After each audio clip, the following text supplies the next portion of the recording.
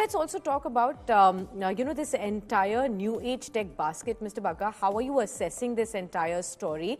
Moving beyond the two, frontline stocks, Zomato and Swiggy that we've always talked about. This quarter also showed some more strength even in the below the surface stocks. A lot of other companies that were reeling under a lot of pressure throughout this year, say for instance, Mamaearth, Honasa Consumer or Nykaa. A lot of these other companies, Delhivery also started to perform as far as the earnings are concerned.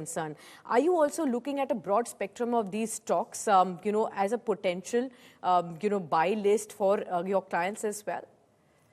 Yeah, Sakshi, how to look at these very highly valued. So valuations are so high that the execution has to be spot on, and you're paying for the next few years of growth already in the current prices. So if you're not invested, you can wait on the sidelines. There will be one or two winners coming out in each of these segments, and people will have bragging rights, but there'll be a lot of failures. So on a risk reward, as an old-fashioned investor, I'm not very clear on this. And I think we are in the late stage of this present market up move. So over the next 2 years, you are going to see a big correction in the US markets, especially on the technology side. And then these companies will also get questioned. So overall, survivability is an issue. They are having to raise money continuously.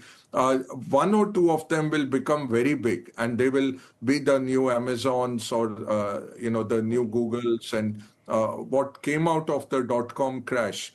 Those companies will give bragging rights to investors, but for retail investors, I think these are valuations are just too high.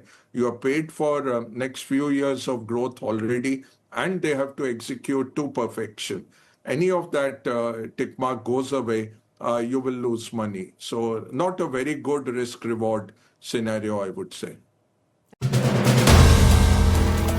If you like the video, do like, comment, share and subscribe.